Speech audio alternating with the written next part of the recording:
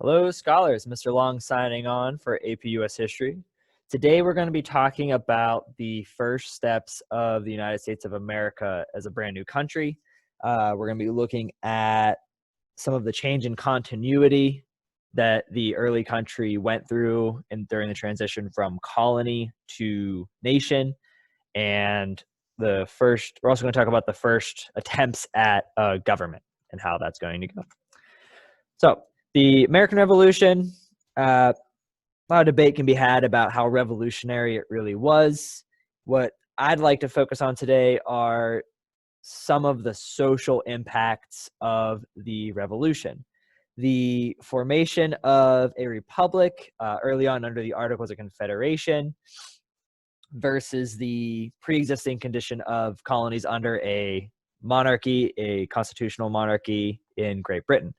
The Republic fervor, this idea of democracy and equality, all men are created equal, all these ideals in the Declaration of Independence, more or less sweep across the nation and start to change the way people view themselves and their own status in society. Under monarchies and aristocratic societies, there's a very strong, well-established hierarchy between the haves and the have-nots, between the elites, the sirs and the ma'ams, and the peasants, who usually don't even get any fancy titles. As the mentality switched from the aristocratic establishment to more of a democratic and more republican idea, common people start to assert their social independence in a way that really didn't exist under aristocratic societies. Ordinary men and women started to demand titles such as Mr. or Mrs. These are titles that were typically referred to the wealthy landowners of pre-American Revolution colonial society. Laws of primogeniture were repealed. If you think back to earlier in the semester, these were laws that effectively said the oldest male heir is the one that's going to inherit all the land, instead of having that aristocratic institution kind of passed on from eldest son to eldest son to eldest son. Now it's going to be more common for wealth and power to be distributed among the children, kind of making it more of an equal playing field for more people. There's going to be a greater degree of separation of church and state. There's also going to be some religious change that takes place within the United States. For example, the Anglican Church, that was one of the dominant churches in the colonies, it's going to evolve to what we have today as the Episcopal Church. And the primary reason for that change is that under the Anglican Church that King Henry VIII set up back in England back in the day, the monarch of England is the head of that Protestant branch of Christianity, of that Anglican Church.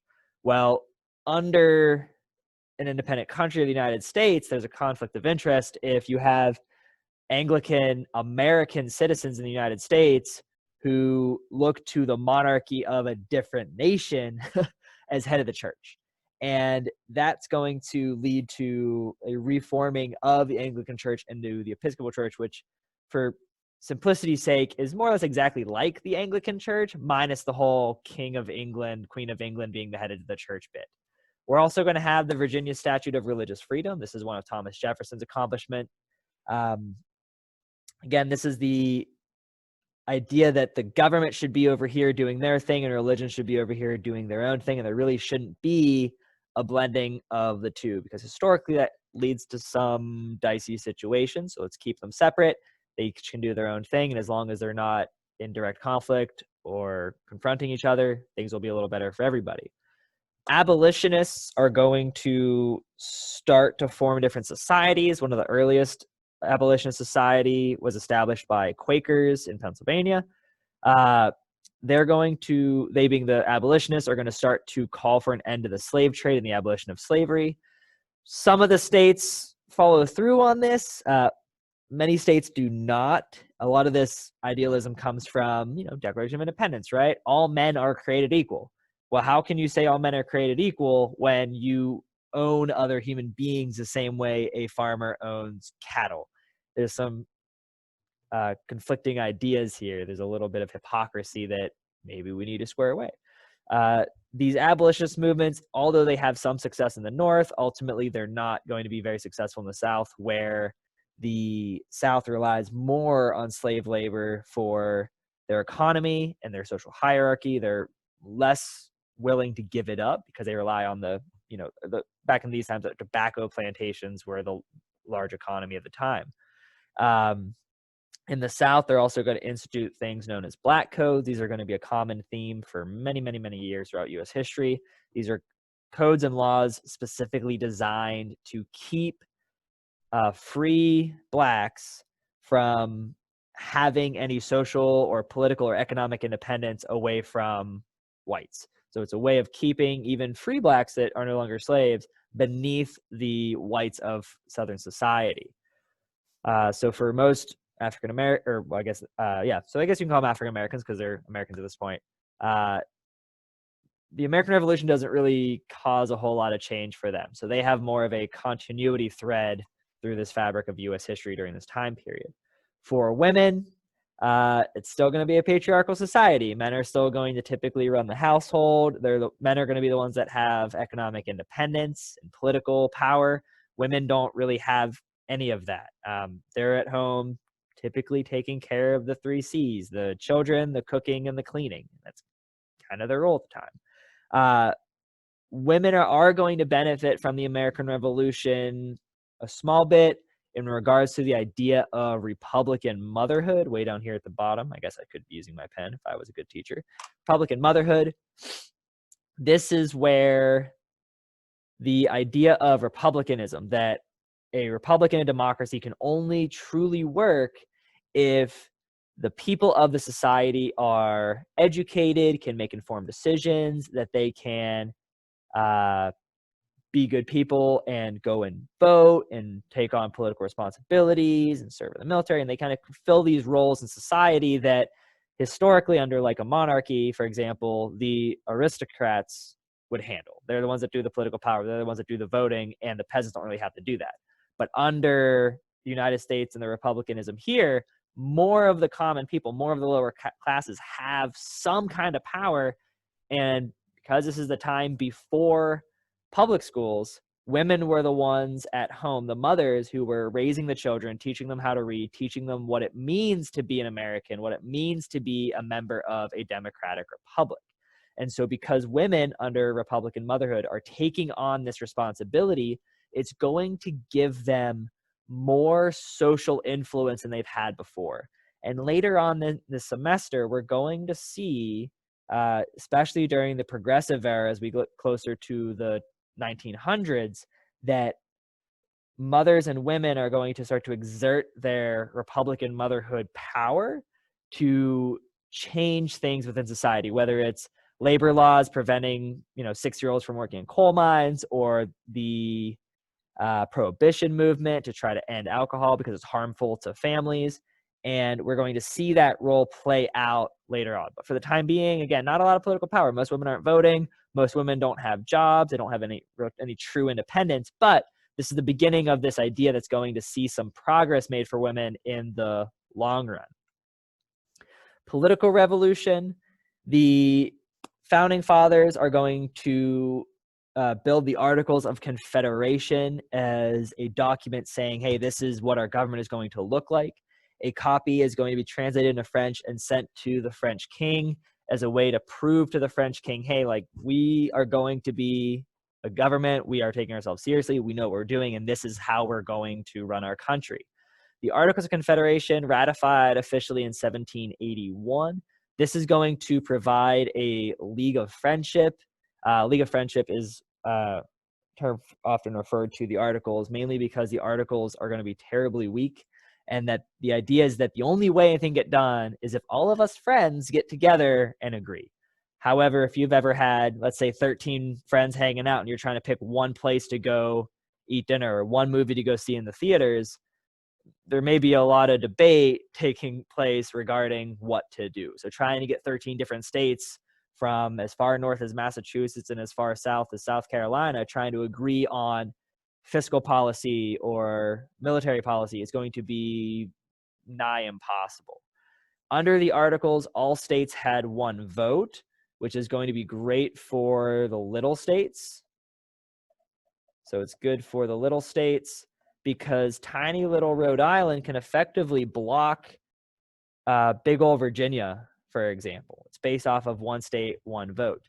Amendments to the Articles of Confederation required everyone to support it. So if, again, let's use Rhode Island as an example because they're difficult. If Rhode Island doesn't like the change that everyone else thinks is great, they can just sit on their hands and refuse to let it pass. So the Articles of Confederation are going to be largely unwieldy. It's a very weak form of government, especially compared to the U.S. Constitution that we're going to see later on. And the Articles weren't weak by accident. The Founding Fathers, they knew what they were doing. They were pretty well-educated fellows.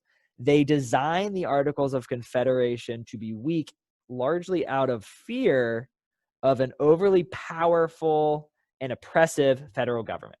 And think about the historical context. The Founding Fathers had just broken away from a monarchy that the Founding Fathers accused of violating their rights, that they were quartering troops in people's houses, that they were gunning down peaceful protesters in Boston, that their appeals were being unheard, that the colonists were being taxed unfairly without representation. And it was this power and authority of the British Parliament and the British monarchy that drove the colonists to form their own government. So, of course, in history, every action has an equal opposite reaction. The colonists and the Founding Fathers are going to err on the side of caution and design a federal government that's so weak that it can't really oppress anybody. So it's intentional, and it's not going to work very well, as we will soon find out. A couple examples of how it was weak. Congress had no power to regulate commerce. So if two states are having a fight over trade or tariffs on imports, there's no way for the Articles of Confederation to help resolve that. The federal government can also not collect taxes. So if you want a federal military, good luck with that. The way it was set up was that the federal government, the Congress, just with one branch, unicameral, the legislative branch had to ask the states for taxes. They couldn't force any taxes on anybody. And so if a state just didn't feel like paying taxes, well, who's going to make them? And so the federal government's going to often be underfunded and not really have enough money to do anything.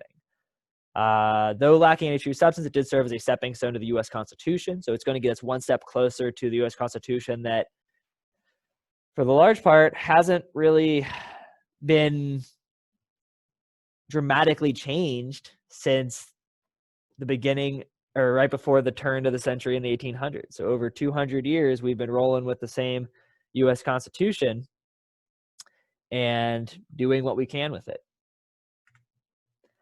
The Articles of Confederation is truly going to be tested by an incident known as Shays Rebellion.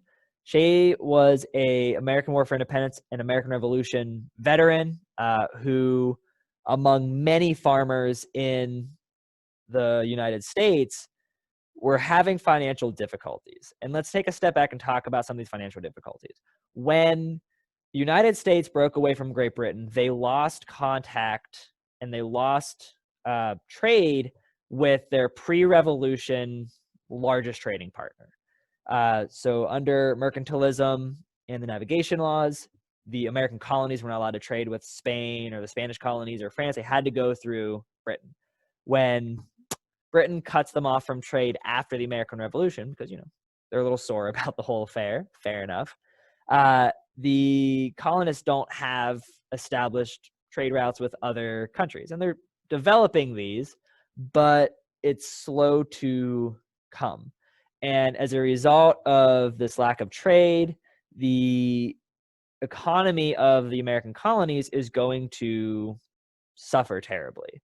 Another factor is that under the Articles of Confederation, because the federal government can't regulate trade, every state starts to develop their own currency, which makes things really confusing, and states are printing too much paper money, and we have inflation. And so all these people in the United States are suffering. They're worse off economically than they were before the American Revolution. So these farmers who are suffering economically, they're going to start to go through mortgage foreclosures on their farms. They, of course, are upset about this. They kind of need farms for jobs and their livelihood. And so the farmers are going to rise up and start to initially peaceful protests, and then shots are going to be fired, and there's going to be a little rebellion that takes place in Massachusetts as these farmers are demanding help from the federal government to help them save their farms and to fix the economy. But again, the Articles of Confederation is too weak to really do anything. The federal government has no standing military to send to Massachusetts to help.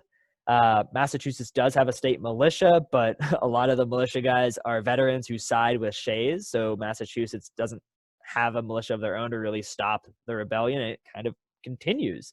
The rebellion is finally going to be stopped by a bunch of rich old white dudes who pull their resources to hire effectively a mercenary army, just a bunch of guys from other colonies or other states at this point to come in and stop the rebellion.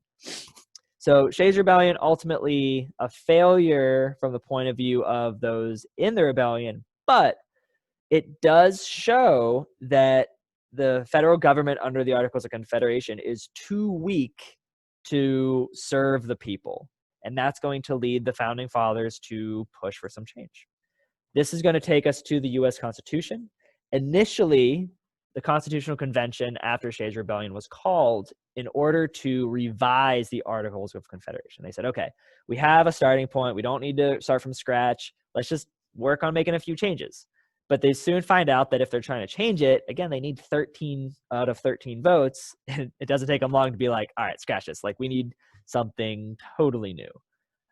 So in great secrecy, the founding fathers at the Constitutional Convention, they're debating how to build this constitution.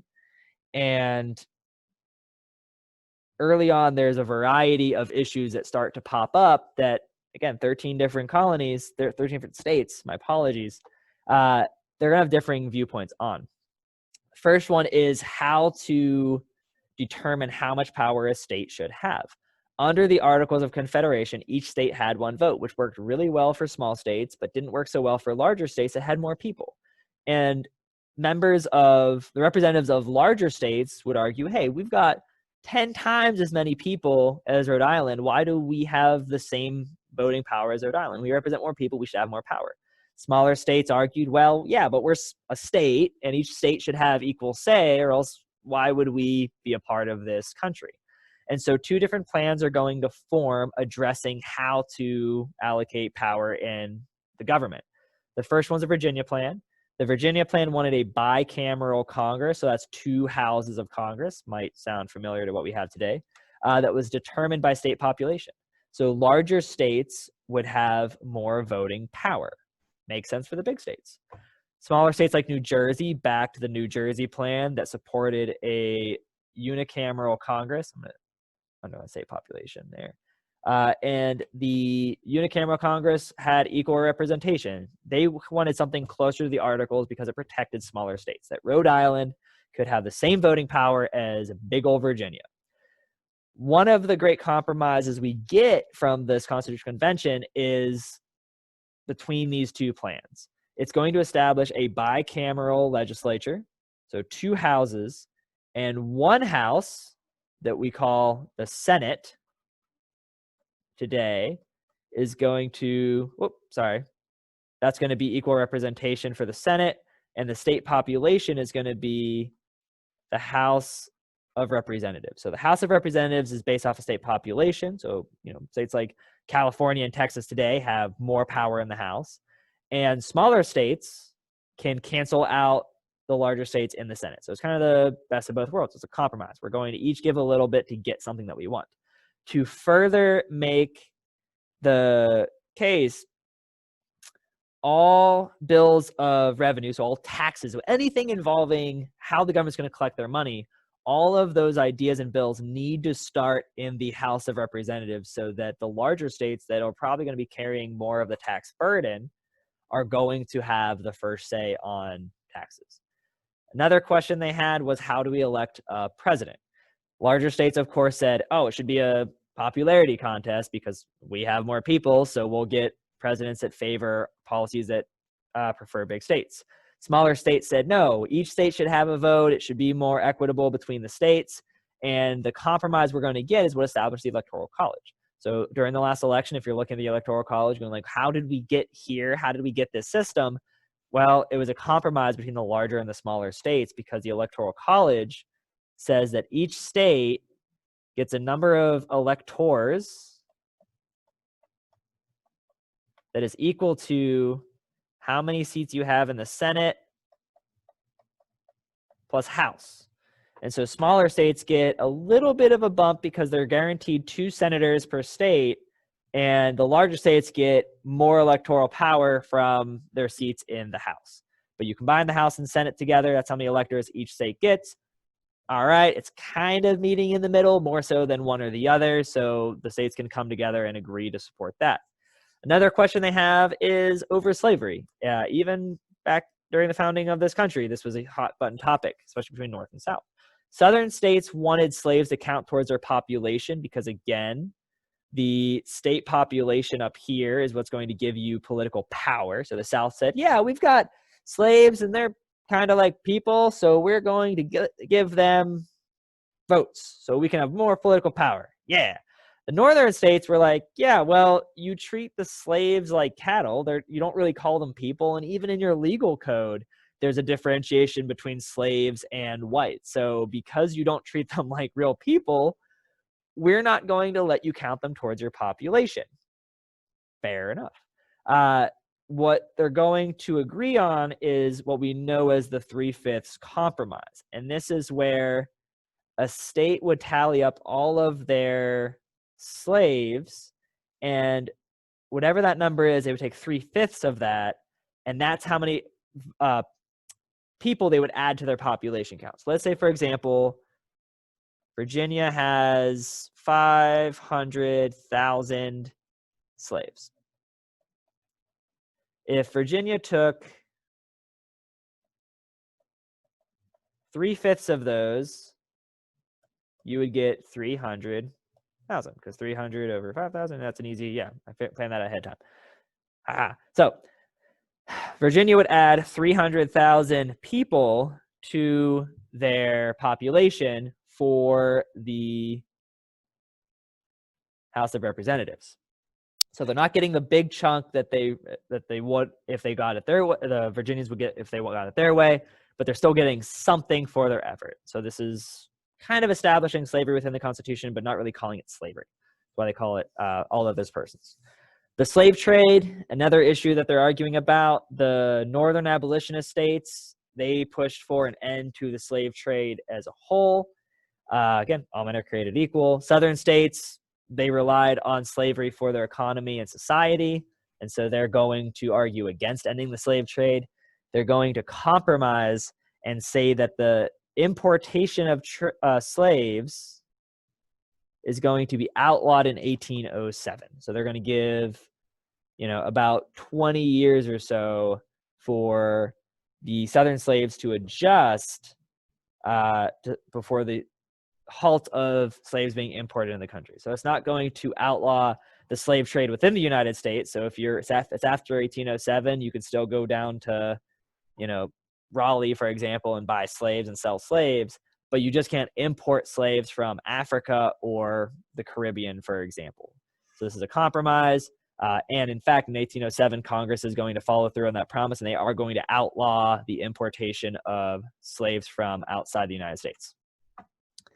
Federalists versus Anti-Federalists. So the Constitution has some momentum moving forward. People are generally happy, but there are other people who do not support a strong federal government. And this debate is going to boil down to what we call Federalists and Anti-Federalists.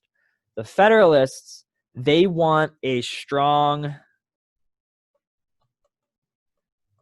federal government, hence Federalist. And the Anti-Federalists, they want a weak federal government. There we go. The Anti-Federalists want a weaker federal government. Anti-Federalists, they include individuals like Samuel Adams, Patrick Henry, and Richard Henry Lee. Federalists, these are guys going to be like George Washington, Ben Franks, James Madison, Alexander Hamilton. If you've seen the Hamilton musical, you'll see some of these characters highlighted in it. especially in regards to the Federalist anti-Federalist debate. The states are going to be the ones responsible for actually ratifying the Constitution. They need, I think, what is it, 9? Yeah, 9 of the 13 had to vote in favor for the ratification to take place. And for a period of time, people aren't sure. The Constitution, which we'll be looking at more in class, does give more power to the federal government than the Articles of Confederation did. The U.S. Constitution is going to allow the federal government to tax and have a military and do all kinds of things that the Articles couldn't do. The Constitution is also going to allow the federal government to regulate interstate commerce and sign treaties with other countries and do all kinds of crazy things like that. The Federalists, especially led by Alexander Hamilton, James Madison, and John Jay, can't forget John Jay, they are going to write anonymous articles in newspapers and magazines to try to show the American people why the Constitution is a good idea and how, yes, it's giving more power to the federal government, but we're going to guarantee certain rights that will become the Bill of Rights, the first 10 amendments of the U.S. Constitution, that will protect us, the people, from the federal government being too oppressive. Ultimately, it takes the Federalist Papers and the promise of these Bill of Rights to convince the anti-Federalist states that the Constitution is safe and worth investing in.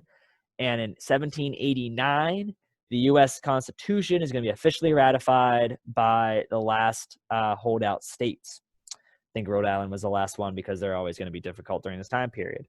So U.S. Constitution is going to be ratified, and that's going to give us our first president, George Washington, who's going to run pretty much unopposed. Everyone's like, yeah, like, you've seen us through this. You were the president of the Constitutional Congress.